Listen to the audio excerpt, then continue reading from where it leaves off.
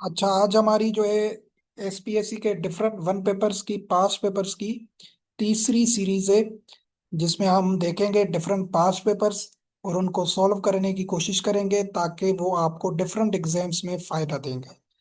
ये हमने ऑलरेडी दो सीरीज कर ली हैं। आज हम जो है तीसरी सीरीज करने जा रहे हैं। ठीक है।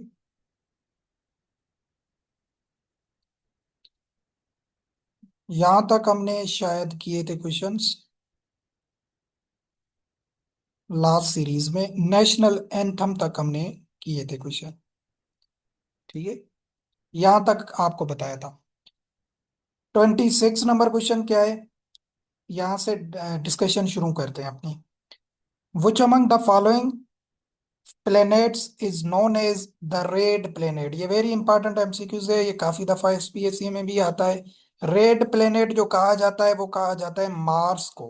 ये आपने याद रखना है, मार्स को रेड प्लैनेट कहा जाता है। अगर सबसे लार्जेस्ट पूछा जाए तो वो आपका जुपिटर होगा। अगर सबसे स्मॉलेस्ट पूछा जाए तो वो मर्क्यूरी होगा। सही है। वीनस, वीनस जो है, वीनस से भी क्वेश्चंस आते हैं।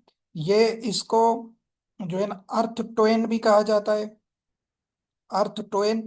और उसके बाद इसको जो है ना इवनिंग स्टार भी कहा जाता है। वीनस को इवनिंग स्टार भी कहा जाता है।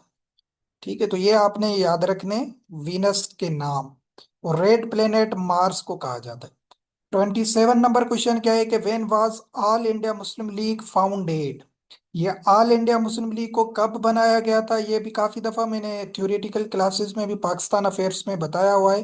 30 दिसंबर 906 में इसको बनाया गया था। 1906 में 30 दिसंबर को बनाया गया था, ढाका के मकाम पे, ढाका में बनाया गया था इसको।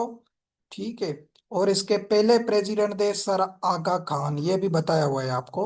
और ऑल इंडिया मुस्लिम लीग का पहला सेशन, वेरी इंपॉर्टेंट एमसीक्यूज, ये रिसेंटली एसपीएससी में अपीयर हुआ था। ऑल इंडिया मुस्लिम लीग का पहला सेशन किस शहर में हुआ था, तो आपने याद रखना है कराची में हुआ था। कहाँ पे हुआ था? कराची में पहला सेशन बुलाया गया था, या पहली मीटिंग बुलाई गई थी ऑल इंडिया मुस्लिम लीग की। ठीक है, तो आपने ये चीजें याद रखनी। ये आपका जो डिजिटल टेक्नोलॉजी सिलेबस में मौजूद है उससे रिलेटेड क्वेश्चन है। लेन इज स्टैंड्स फॉर, तो आपने याद रखना है लेन को कहा जाता है लोकल एरिया नेटवर्क। ठीक है, लोकल एरिया नेटवर्क कहा जाता है, स्टैंड्स फॉर ये पूछ सकते हैं। लेन का जो है ना मतलब होता है। 29 नंबर क्वेश्चन क्या है, the atomic number was dropped on the city of Hiroshima. ये भी मैंने आई थिंक सो पहले भी बताया हुआ है क्वेश्चन, फिर रिवाइज करते हैं कि हिरोशिमा पे कब बम गिराया गया था। याद रखिएगा, वर्ल्ड वॉर 2 हुई थी 1939 से लेकर 1945 तक, ये वर्ल्ड वॉर 2 का टाइम पीरियड है। तो इसमें 1945 लास्ट टाइम था। इसमें अमेरिका ने क्या किया, जापान के शहरों पे एटॉमिक बम गिराए थे। दो सिटीज थे जापान के, एक था हिरोशिमा, ठीक है, दूसरा था नागासाकी। हिरोशिमा ये मैं शॉर्ट फॉर्म्स में लिख रहा हूँ। हिरोशिमा पे जो बम गिराया था वो आपने डेट याद रखनी है, 6 अगस्त 1945। 6 अगस्त 1945 को हिरोशिमा पे एटॉमिक बम गिराया गया।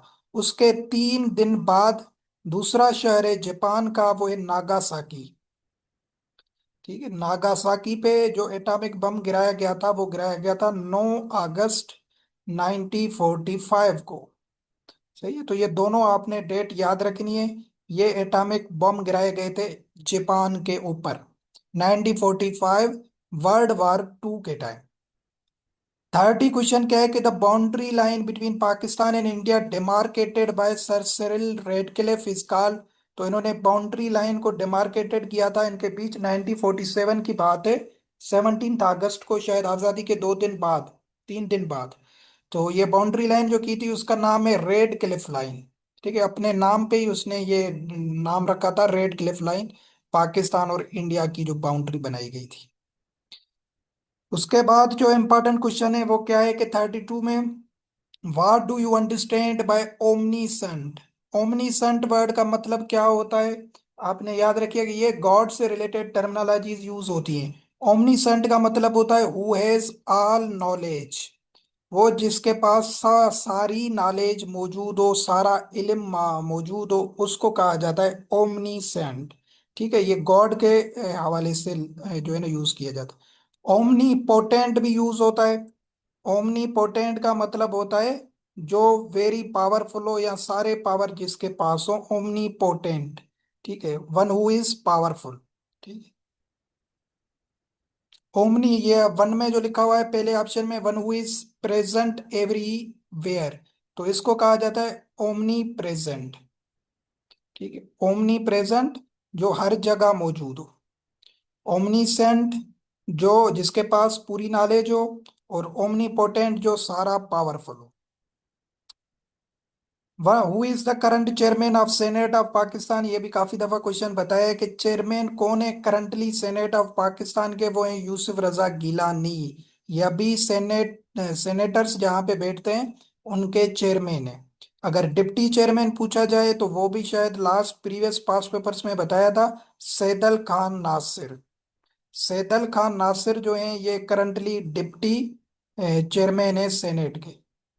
ठीक है, तो ये दोनों नाम आपको पता हो।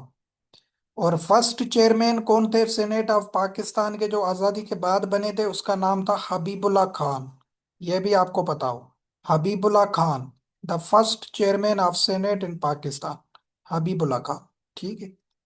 The headquarter of air force is situated in, कहाँ पे, इस्लामाबाद में मौजूद है एयरफोर्स का हेडक्वार्टर। दरबार फोर्ट जो है ये किला कहाँ पे मौजूद है, आपने याद रखना है, बावलपुर में। विच is the largest river in Asia, Asia का सबसे बड़ा रिवर कौन सा है, ये भी जीके के क्वेश्चंस में मैंने काफी दफा बताया है, उसका नाम है यंगजी रिवर। ये पूरी एशिया का सबसे बड़ा रिवर है। गंगा रिवर नहीं करना है, यंगजी एशिया का सबसे बड़ा है। और ये कहाँ पे लोकेटेड है, चाइना में लोकेटेड है।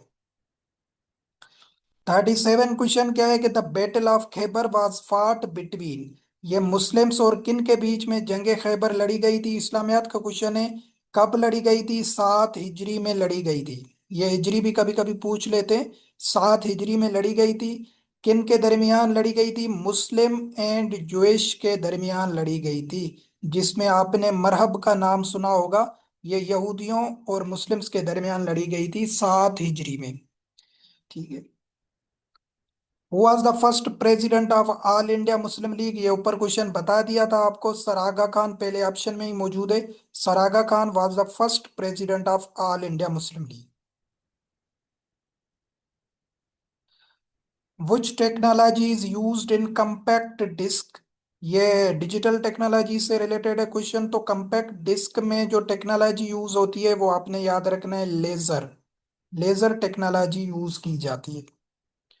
ओनकोलॉजी इज द स्टडी ऑफ, ये भी आपने वार्ड वगैरह डिफरेंट हॉस्पिटल्स में देखे होंगे, ओनकोलॉजी वार्ड्स। तो ओनकोलॉजी कहा जाता है स्टडी ऑफ कैंसर को। ठीक है, स्टडी ऑफ कैंसर को ओनकोलॉजी कहा जाता है। मलेरिया इज कास्ड बाय, आपको पता होगा, मॉस्किटो से ये होती है। तो मॉस्किटो क्या है, पैरासाइट है, पैरासाइटिक इन्फेक्शन है ये मलेरिया। ठीक है, बैक्टीरियल और फंगल नहीं करना है, पैरासाइटिक इन्फेक्शन है, पैरासाइट से होता है या मॉस्किटो से होता है, ये आपने याद रखना है। How many countries are declared nuclear powers, very important question है कि कितने कंट्रीज के पास न्यूक्लियर बम है या एटॉमिक बम है, उनको न्यूक्लियर पावर्स कहा जाता है। तो आपने याद रखना है, 9 कंट्रीज हैं जिनको न्यूक्लियर पावर्स तस्लीम किया जाता है। ठीक है, पहले 5 बने थे 1970 से पहले। 1970 से पहले जो बने थे न्यूक्लियर पावर कंट्रीज, उनको कहा जाता है न्यूक्लियर स्टेट्स। ये वर्ड आपने याद रखना है, न्यूक्लियर स्टेट्स। अगर क्वेश्चन आ जाए कि how many nuclear states in the world, तो आपने याद रखना है उसका आंसर आपने करना है 5। क्या आंसर करना है, 5। जिनमें आता है चाइना, यूके, फ्रांस, रशिया और अमेरिका। ये 5 कंट्रीज ने 1970 से पहले न्यूक्लियर एटॉमिक बम बनाया था। इनको न्यूक्लियर स्टेट्स कहा जाता है। और इनके पास वीटो पावर है, जो आपने यूएनओ में देखा होगा ना, यूनाइटेड नेशंस में वीटो पावर। इनके पास स्पेशल सीट्स होती हैं ये न्यूक्लियर स्टेट्स हैं। अगर क्वेश्चन आ जाए न्यूक्लियर स्टेट्स तो 5 करनी है। अगर न्यूक्लियर पावर्स पूछा जाए तो फिर 9 करने हैं आपने। ये याद रखिएगा। 5 ये हो गए 1970s के बाद। 1974 में बनता है न्यूक्लियर पावर इंडिया। ठीक है। छठा ये हो गया 1974 में इंडिया बनता है न्यूक्लियर पावर। 6 नंबर ये है। फिर 1990 में 8 में हमने पढ़ चुके हैं, आपको बताया है, पाकिस्तान हमारा बनता है। ठीक है। सॉरी, पाकिस्तान बनता है। उसके बाद 2006 में, यहां पे लिखता हूं, 2006 में नॉर्थ कोरिया एटॉमिक बम बनाता है। तीसरा ये हो गया। 8 ये कंट्री हो गई। नॉर्थ कोरिया 2006 में न्यूक्लियर पावर बना था। और अभी तक जो इजराइल है उसने टेस्ट नहीं किए, बट उसके पास न्यूक्लियर हथियार हैं। तो उसकी डेट स्पेसिफिक आज तक इंटरनेशनल मीडिया में नहीं है। बट इजराइल को भी न्यूक्लियर पावर माना जाता है। तो ये 4 कंट्रीज 1970s के बाद न्यूक्लियर पावर बने थे। तो ओवरऑल न्यूक्लियर पावर से 9। अगर न्यूक्लियर स्टेट्स का पूछा जाए तो वो है 5। ठीक है, तो ये आपने याद रखना। डिटेल में बता दिया आपको। उसके बाद 43 क्वेश्चन क्या है कि who is the current speaker of provincial assembly of Sindh. Sindh के जो अभी करंटली स्पीकर हैं वो कौन है, वो आपने याद रखना है। उसका नाम है Syed Awais Shah. Syed Awais Shah is currently provincial assembly of Sindh के स्पीकर हैं। आगा सिराज नहीं करना है, इनकी अभी डेथ हो चुकी है, ये प्रीवियस टर्म में था। हजरत dash dash accepted Islam first in women, ये भी हम काफी दफा पढ़ चुके हैं। हजरत Khadija, she was the first wife of holy prophet peace be upon him, और इसने सबसे पहले वुमेन्स में से इस्लाम कबूल किया था। अगर मेन से पूछा जाए, मेन से आपको याद रखना है, मेन में से हजरत अबू बकर ने इस्लाम कबूल किया था। और अगर चिल्ड्रेन में से पूछा जाए तो हजरत अली ने इस्लाम कबूल किया था, चाइल्ड में से हजरत अली। ठीक है, तो ये आपने याद रखना है। Angels Fall is the world tallest waterfall located in which country. Very important question है। अगर वाटरफॉल से रिलेटेड पूछा जाए कि सबसे बड़ी कौन सी है, टॉलेस्ट कौन सी है, तो वो उसका नाम उसको उसने आपको क्वेश्चन में दे दिया है। अगर दोबारा अगर वो ऐसे पूछे कि वर्ल्ड टॉलेस्ट वाटरफॉल कौन सी है, तो आपने याद रखना है एंजल्स फॉल। और पूछी जाए कि ये कहाँ पे लोकेटेड है, तो जिस इस फॉर्म में जैसे क्वेश्चन है, तो आपने याद रखना है वेनेजुएला में ये मौजूद है। वेनेजुएला कहाँ पे, साउथ अमेरिका में कंट्री है, ये साउथ अमेरिका कॉन्टिनेंट है, उसमें ये कंट्री आता है, और वहां पे ये वाटरफॉल मौजूद है जिसका नाम है Angels Fall. Who was the first women governor of State Bank of Pakistan. State Bank of Pakistan 1948 में बनाई गई थी, जिसकी इनाग्रेशन कायदे आजम ने खुद की थी। तो इसकी पहली खातून गवर्नर कौन सी थी, उसका नाम आपने याद रखना है, डॉक्टर शमशाद अख्तर, जिसकी अभी 2 मंथ पहले डेथ हो चुकी है 2025 में।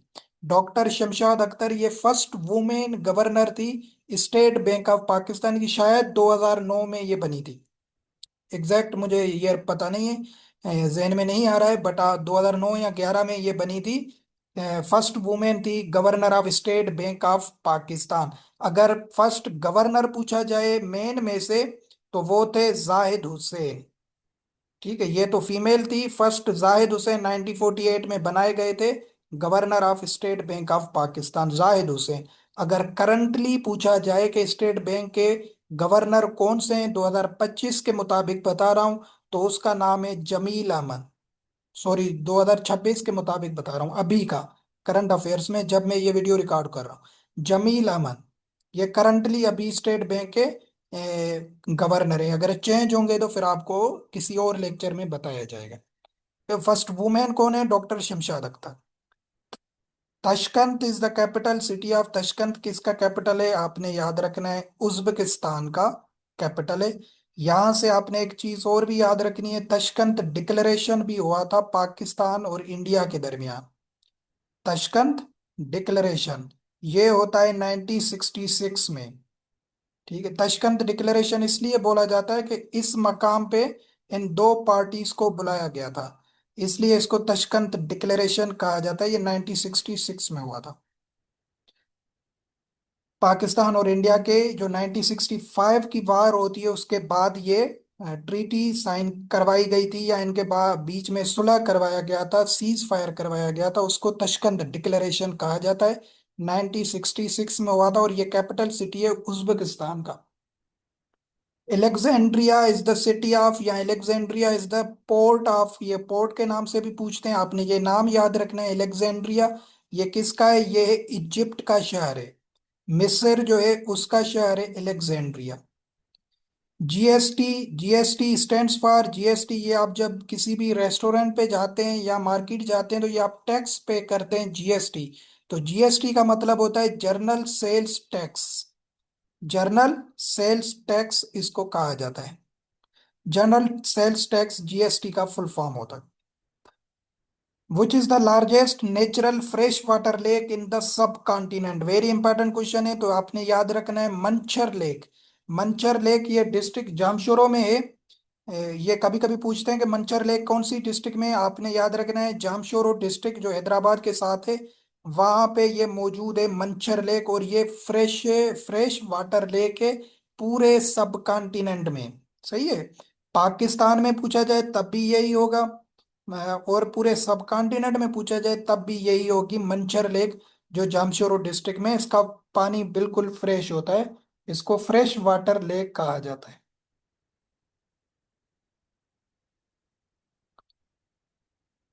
Who was the first to invent the aeroplane?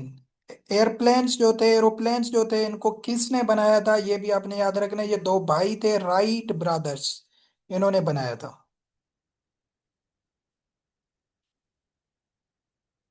Big bang theory जो है ये किसके बारे में बात करती है? बिग बैंग थ्योरी तो ये बात बताती है हमें ओरिजिन ऑफ यूनिवर्स के बारे में, कि यूनिवर्स कैसे तख्लीक में आया था। ये बोलते हैं ना, आपको जो सेक्युलर बंदे होते हैं या जो साइंटिफिक रेशनल आर्ग्यूमेंट देते हैं, वो कहते हैं कि भाई आज से बिलियन साल पहले एक धमाका हुआ था जिससे दुनिया वजूद में आई थी, यूनिवर्स वजूद में आया था। तो ये बिग बैंग थ्योरी थी, उसने बनाया था, बताया था ओरिजिन ऑफ यूनिवर्स के बारे में। ठीक है। What is the meaning of tsunami in Japanese? कभी कभी क्वेश्चन आता है कि सुनामी वर्ड जो है ये किस लैंग्वेज का है, तो आपने याद रखना है जापानीज लैंग्वेज का है। एक एमसीक्यू याद। कभी इसका मतलब पूछा जाता है, मीनिंग पूछी जाती है, तो आपने याद रखना है हरबोर वेव। हरबोर वेव सुनामी का एग्जैक्ट या लिटरल मीनिंग होती है, हरबोर वेव। 57 क्वेश्चन क्या है कि सोलर इक्लिप्स अकर्स वेन, ये सूरज ग्रहण होती है ये कब होती है? तो ये आपने दो चीजें यहां से याद रखनी है, एक सोलर इक्लिप्स, दूसरा लूनर इक्लिप्स जिसको चांद ग्रहण कहा जाता है। सोलर इक्लिप्स तब होती है जब मून आ जाता है अर्थ और सन के दरमियान। वेरी इंपॉर्टेंट क्वेश्चन है। When moon comes between earth and sun is called solar eclipse. और अगर पूछा जाए लूनर इक्लिप्स कब होती है, लूनर इक्लिप्स का भी आप याद रख लें, when earth comes between sun and moon. Earth जो है वो सन और मून के बीच में आ जाएगी। किसके बीच में? सन और मून के बीच में अर्थ आ जाएगी, तो उसको कहा जाता है लूनर इक्लिप्स। ठीक है।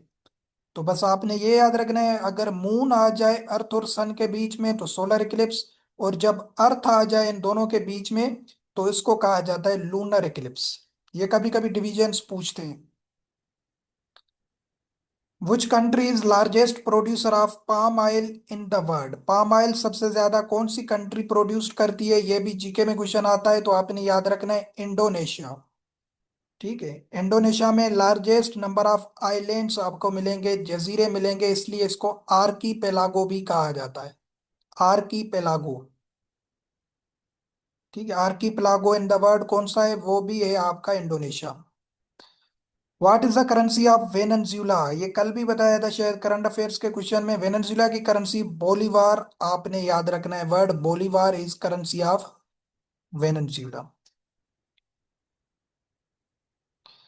Snake bite first effect the, जब स्नेक बाइट करता है तो वो किस पे सबसे ज्यादा इफेक्ट करता है? तो आपने याद रखना है लंग्स, ब्लड सर्कुलेशन, नर्वस। तो आपने याद रखना है ब्लड सर्कुलेशन। ब्लड सर्कुलेशन पे स्नेक का जब बाइट करता है तो उससे ज्यादा ब्लड सर्कुलेशन इफेक्ट होती है हमारी। इसलिए कहा जाता है कि उसको जल्दी से फौरन से रोका जाए ताकि उसका जो जहर है वो ब्रेन तक ना पहुंचे, तो ब्लड सर्कुलेशन पे इफेक्ट करता है। Which is the highest mountain pass in the world, तो वो है खुंजरेब पास। खुंजरेब पास जो है ये हाईएस्ट माउंटेन पास है, एक माउंटेन से दूसरे पास जो बड़े टनल्स बने हुए होते हैं। तो ये चाइना और पाकिस्तान को सेपरेट करती है कुंजरेब पास। तो ये हाईएस्ट माउंटेन पास है, माउंटेन्स के बीच में रास्ता है ये कुंजरेब। आफ्टर स्लीपिंग 100 years ही वोक अप अगेन, ये एक प्रॉफिट के बारे में कुरान में जिक्र है कि वो 100 year तक उसकी डेथ हो गई थी, या वो डाई हो गए थे, या वो स्लीप थे, उसके बाद वो जिंदा हुए थे या जागे थे। तो ये है हजरत उजैर अलैहिस्सलाम के बारे में। किसके बारे में? हजरत उजैर अलैहिस्सलाम के बारे में। Interpol is a dash dash. Interpol जो है आपने याद रखना है, ये क्रिमिनल पुलिस है internationally, international criminal police organisation है इंटरपोल। ठीक है। और इसका हेडक्वार्टर भी पूछा जाता है, इंटरपोल का हेडक्वार्टर है लियोन में। Lyon is the city of France. इसका हेडक्वार्टर भी याद रखना है आपने इंटरपोल का। World smallest state by population, population के अकॉर्डिंग सबसे छोटी स्टेट वो है वेटिकन सिटी। ये आपने याद रखना है, वेटिकन सिटी जो है ये वर्ल्ड स्मॉलेस्ट स्टेट मानी जाती है पूरी दुनिया में। फॉरबिडन सिटी किसे कहा जाता है? ये भी नाम आपने एक शहर का याद रखना है, उसे फॉरबिडन सिटी कहा जाता है। वो है चाइना का कैपिटल बीजिंग। बीजिंग को वर्ल्ड फॉरबिडन सिटी का माना जाता है। मिज़म्बिकुई, मिज़म्बिकुई ये अफ्रीका का कंट्री है। तो इसका कैपिटल जो है वो है मेपुटा, मेपुटो। ठीक है। Maputo is the capital city of Mozambique. Largest copper producing country in the world, सबसे ज्यादा कापर कौन बनाता है? वो है चिली। चिली साउथ अमेरिका का कंट्री है। इसको world copper largest copper producing country माना जाता है। Statue of liberty in New York, कभी कभी ये क्वेश्चन पूछा जाता है कि स्टेचू ऑफ लिबर्टी कहाँ पे है? वो है न्यूयॉर्क में। ठीक है, एक एमसीक्यू ये। और was designed and prepared in, ये कहाँ पे बनाया गया था स्टेचू ऑफ लिबर्टी? ये बनाया गया था फ्रांस में। फ्रांस ने 1800 या 1856 18 में जो है ना ये अमेरिका को गिफ्ट दिया था आजादी पे। ठीक है, इंडिपेंडेंस पे फ्रांस ने स्टेचू ऑफ लिबर्टी अमेरिका को गिफ्ट दिया था। तो फ्रांस के पास ही ये डिजाइन हुआ था, प्रिपेयर्ड हुआ था, फिर ये न्यूयॉर्क में भेजा गया था। तो ये जब भी क्वेश्चन आ जाए, कभी कभी पूछा जाता है कि स्टेचू ऑफ लिबर्टी अमेरिका को किसने गिफ्ट किया, तभी फ्रांस होगा। और कहाँ पे डिजाइन और प्रिपेयर्ड हुआ? फ्रांस में हुआ। फिर अभी कहाँ पे? न्यूयॉर्क में बना हुआ है ये statue. The Bolshevik revolution is associated with, ये भी मैंने जीके में बताया हुआ है। बोल्शिविक रेवोल्यूशन जो है वो रिलेट है रशिया से। ठीक है। रशिया में जो है ना ये आया था रेवोल्यूशन वर्ल्ड वार 1 के दौरान या वर्ल्ड वार 1 के बाद में, 1970s की बात है ये। बोल्शिविक रेवोल्यूशन आया था रशिया में। Bhambore is an archaeological site, ये कहाँ पे? भंबोर ये सिंध में मौजूद है। द कैपिटल सिटी ऑफ चेक रिपब्लिक, ये भी कंट्री है चेक रिपब्लिक, इसका कैपिटल जो है वो है प्रागे। प्रागे इसका कैपिटल है। Which country is called the land of golden fibre, land of golden fibre कहा जाता है बांग्लादेश को। ठीक है। The permanent secretariat of SAARC is established at, कहाँ पे सार्क का सेक्रेटरीट है या हेडक्वार्टर है? वो है कठमंडू, ये मैंने काफी दफा बताया है पहले भी, कठमंडू में इसका हेडक्वार्टर है। और सार्क को बनाया गया था 1985 में। कब बनाया गया था? 1985 में। इसके अभी तक जो मेंबर हैं वो है 8 कंट्रीज मेंबर हैं जो साउथ एशियन में, इसका फुल फॉर्म क्या है? South Asian association regional cooperation. तो ये इसका फुल फॉर्म है। इसमें साउथ एशियन में 8 कंट्रीज हैं, जैसे पाकिस्तान, इंडिया, अफगानिस्तान, नेपाल, भूटान, मालदीव्स, श्रीलंका, बांग्लादेश, शायद बता दिया वरना बांग्लादेश। ये जितने भी साउथ एशियन कंट्रीज हैं इसके मेंबर हैं, 8 के 8। और अफगानिस्तान 1985 में इसको बनाया गया था। Which one of the following country does not yield the veto power, ये ऊपर क्वेश्चन बताया था न्यूक्लियर स्टेट्स में, तो 5 कंट्रीज है न्यूक्लियर स्टेट उनके पास वीटो पावर मौजूद है। तो यहाँ पे पूछ रहा है कि डज नॉट किसके पास नहीं है। यूनाइटेड स्टेट्स इसके पास भी है, यूनाइटेड किंगडम इसके पास भी है, फ्रांस फ्रांस के पास भी वीटो पावर है। तो बीच में बचता है कनाडा, कनाडा के पास वीटो पावर नहीं है। तो यहाँ पे आंसर हमारा कनाडा होगा।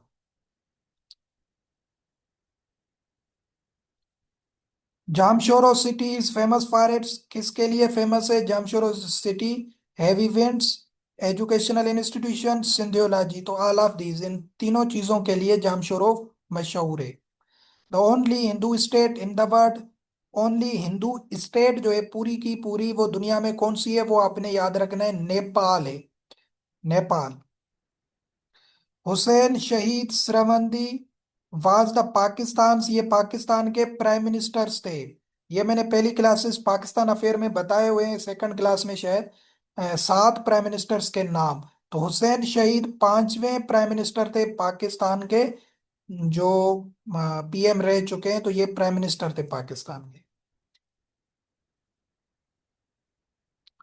Name the mask which holy prophet visited in the event of Meraj, Meraj के टाइम पे रसूल करीम सल्लल्लाहु अलैहि वसल्लम ने कौन सी मस्जिद को विजिट किया था, जो है ना, तो वो आपने याद रखनी है, बैतुल मुकद्दस। बैतुल मुकद्दस जो फलस्तीन में मौजूद है, वहां पे रसूल ने नमाज पढ़ी थी, उसके बाद मेराज पे गए थे। I have applied, I have applied dash dash a new job, तो इसमें जो प्रेपोजिशन आएगी वो आएगी for, I have applied for a new job, B option. What is इस्तीलाम, इस्तीलाम किसे कहा जाता है? हिजरे अस्वद को बोसा देना। ठीक है, इस्तीलाम कहा जाता है हिजरे अस्वद को बोसा देना, किसिंग तो हिजरे अस्वद। ठीक है। In Pakistan IRSA stand for, very important question है, ये भी काफी वन पेपर्स में आया है, इरसा का फुल फॉर्म। ये अभी जो 6 कैनाल सिंधु दरिया पे बनने जा रहे थे, आपने मूवमेंट्स भी देखी होंगी, तो उसमें बार बार जिक्र होता था इरसा का, इरसा के एक्ट का। तो इरसा का फुल फॉर्म है इंडस रिवर सिस्टम अथॉरिटी। तो ऑप्शन में देखें, इंडस रिवर सिस्टम अथॉरिटी पहले ही ऑप्शन में मौजूद है, इंडस रिवर सिस्टम अथॉरिटी इसको कहा जाता है। ठीक है, एजेंसी नहीं करना है। The founder of Pakistan atomic programme, जो एटॉमिक बम था वो किसने बनाया था पाकिस्तान का, वो साइंटिस्ट कौन था, उसका नाम था डॉक्टर अब्दुल कदीर खान। ठीक है, अब्दुल कदीर खान और अब्दुल सलाम को फिजिक्स में पाकिस्तान में से पहला नोबेल प्राइज मिला था फिजिक्स के डिपार्टमेंट में 1979 में, डॉक्टर अब्दुल सलाम को। और अब्दुल कदीर खान जो थे ये फादर कहलाते हैं एटॉमिक प्रोग्राम के पाकिस्तान में।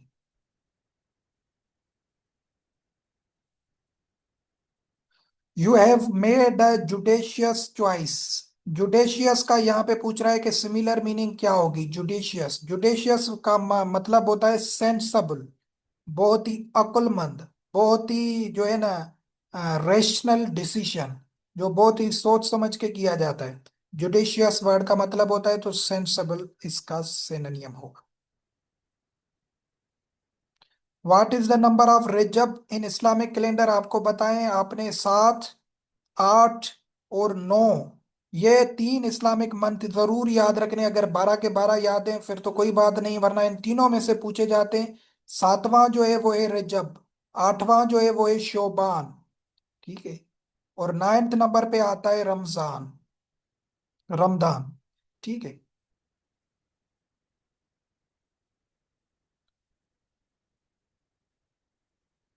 विच Muslim country is a member of NATO, NATO का कौन सा मुस्लिम कंट्री मेंबर है, आपको काफी दफा बताया है, वो है तुर्की है। Human rights day is observed on which date, human rights day 10 दिसंबर को मनाया जाता है, 10 दिसंबर को बनाया जाता है human rights day.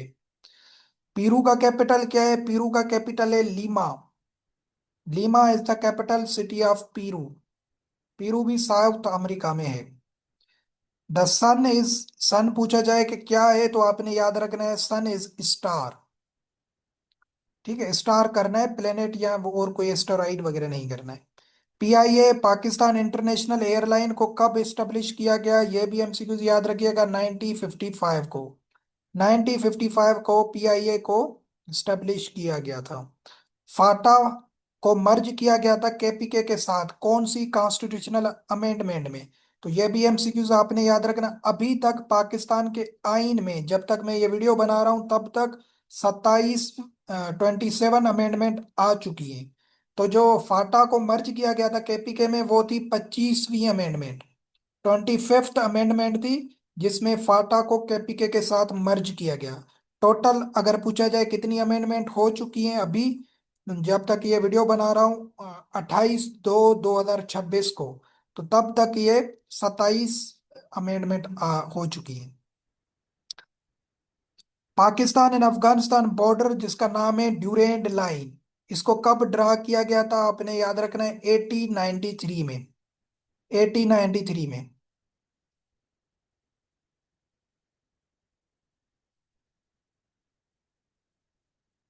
Who is said to become the second female जज of supreme court of Pakistan? पहली जो थी वो थी आयशा मलिक। आयशा मलिक पहली सुप्रीम कोर्ट ऑफ पाकिस्तान में जो है ना जज बनी थी फीमेल। दूसरी है वो है मुसरत हिलाली। ठीक है, पहली आयशा मलिक है। Kotri barrage was constructed in which year? Sindh में तीन बैराजेज हैं, एक है सखर बैराज, दूसरी है कोटड़ी बैराज, तीसरी है गुड्डू बैराज। ये सिंध में सिंधु दरिया पे तीन बैराजेज हैं, तीन पंजाब में हैं। कोटड़ी बैराज जो बनाई गई थी वो 1955 में, और कोटड़ी बैराज को गुलाम मोहम्मद बैराज भी कहा जाता है। गुलाम मोहम्मद बैराज। लास्ट क्वेश्चन आज का करते हैं, वो क्या है, 105 तक करते हैं। नीदर ही नार his friends, very important concept है, डैश डैश रीडिंग बुक्स। एक हमेशा याद रखिएगा ग्रामर का रूल, इधर आर और नीदर नार का। इधर आर, इधर के साथ आर आता है, और नीदर के साथ जो है ना नॉर आता है। इसकी स्ट्रक्चर याद रखिएगा। जब भी इसका इसके साथ वर्ब पूछे, ये मैंने इंग्लिश की क्लासेस में भी बताया हुआ है कि इधर और नीदर के साथ जब भी वर्ब आपको फिल इन द ब्लैंक्स में पूछे, इज लगेगा या आर लगेगा, तो आपने याद रखना है जो आर और नार के साथ सब्जेक्ट क्लोज होगा, सेकंड सब्जेक्ट जो होगा, उसके अकॉर्डिंग आप जो है ना वर्ब यूज करेंगे। जैसे इस सेंटेंस में दो सब्जेक्ट्स हैं, कौन से? नीदर आपका सब्जेक्ट नहीं है, ही एक सब्जेक्ट है, दूसरा आपका सब्जेक्ट है फ्रेंड्स। तो जो सेकंड सब्जेक्ट होगा यहाँ पे आपने याद रखना है, सेकंड सब्जेक्ट के अकॉर्डिंग वर्ब चेंज होगी। सेकंड सब्जेक्ट अगर सिंगुलर होगा तो वर्ब भी सिंगुलर लगेगी, अगर सेकंड सब्जेक्ट प्लूरल होगा तो वर्ब भी प्लूरल लगेगी। तो फ्रेंड्स जो है ये प्लूरल है, तो हम जो फिल इन द ब्लैंक्स में इसने वर्ब पूछी है वो भी हम प्लूरल डालेंगे, आर लगाएंगे। अगर यहाँ पे होता नीदर ही नार हिज फ्रेंड, सिर्फ फ्रेंड होता सिंगुलर, तो वर्ब आप इज लगाते, सही है। अगर यहाँ पे प्लूरल वर्ब सब्जेक्ट है तो वर्ब भी आपकी प्लूरल आएगी, आर लगाई जाएगी। ठीक है, तो यहाँ तक क्वेश्चंस करते हैं आज के। आधा घंटा हो गया होगा, ताकि आप इनको समझ सकें। ये डिफरेंट पास्ट पेपर्स थे एसपीएससी के, जो इम्पोर्टेंट इनमें क्वेश्चंस थे जो आपको पेपर में फिर दोबारा रिपीट हो सकते हैं वो आपको बताए। तो आज तक ये क्लास करते हैं, इंशाल्लाह फिर नेक्स्ट संडे पे दूसरी सीरीज करेंगे। Thank you very much.